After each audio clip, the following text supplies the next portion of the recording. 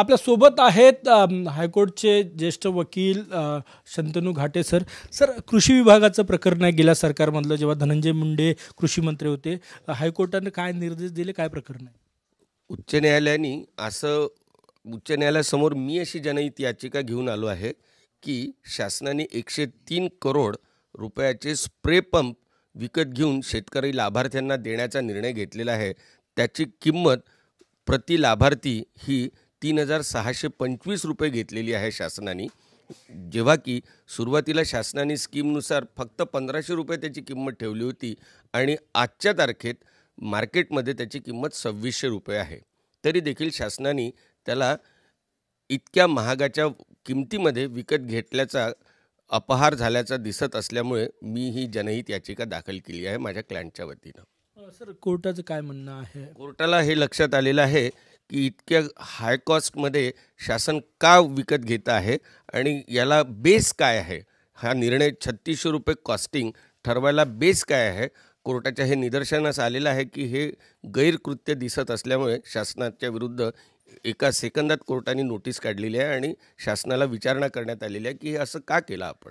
Sir, हे सगळं contract देताना किंवा दर ठरवताना मंत्र्यांचा नोट होता असं तुम्ही म्हटले. त्यावेळेस मंत्री धनंजय मुंडे कृषी मंत्री होते. काय नोट होता नेमका, काय वाटतं? त्याच्यात नोट कुठेच निदर्शनास आलेली नाही आहे. आम्ही राईट टू इन्फॉर्मेशन ॲक्टमध्ये पण मागितलं, पण माहितीच्या अधिकारात देखील अजूनही त्यांनी टाळाटाळ केलेली आहे, उत्तर दिलेलं नाही. वेरॅज कमिशनरच्या नोटमध्ये असं आहे की या कॉस्टिंगमध्ये असं घेऊ नका, असं करू नका, अशी कमिशनरची नोट असताना माननीय मंत्री महोदयांनी कुठल्या नोटशीटवर कुठल्या कन्सिडरेशनमध्ये हे मंजूर केलं आहे हे कळायला काही अजून मार्ग नाही आहे. कोर्टासमोर उत्तर येतील तेव्हा कळलं आहे सगळं. किती रुपयाचा अपहार आहे असं वाटतंय? असं एक्झॅक्ट फिगर तर नाही सांगता येणार, पण 50 ते 60 कोटी वाटत आहेत अंदाजे.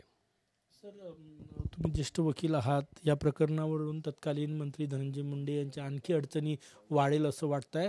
किती अडचणीचं ठरू शकतं हे प्रकरण? कारण की नाही, या अडचणी मंत्री महोदयांना असण्यापेक्षा शासनाच्या पैशांचा अपहार होणं हे जास्त धोकादायक वाटतं आहे. कारण सुरुवातीला शासनाने स्कीम्स अशा काढल्या होत्या की सर्व लाभार्थ्यांच्या अकाउंटमध्ये पैसे जमा करायचे होते. नंतर ती स्कीम बदलून शासनाने असं ठरवलं की तुम्ही परचेस करा आणि शासनाकडनं सबसिडी घ्या. आणि आता शासन सरसकट स्वतः हायर कॉस्टमध्ये विकत घेऊन शेतकऱ्यांना लाभार्थी देत आहेत, जेव्हा की मार्केटमध्ये त्याची किंमत खूप जास्त कमी आहे.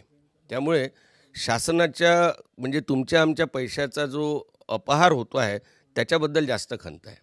या प्रकरणामध्ये तत्कालीन कृषी मंत्री धनंजय मुंडे यांचा पण जबाब नोंदवला जाऊ शकतो का? त्यांना पण विचारणा केली जाऊ शकते, शक्यता आहे?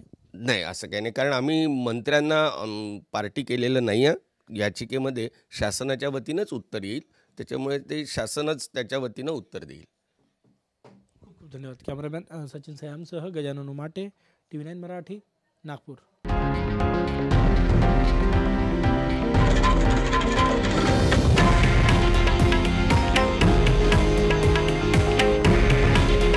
हे आहे देशातील नंबर 1 न्यूज नेटवर्क आणि आपण पाहत आहात TV9 मराठी. काळजी तुमची, हित महाराष्ट्राचं.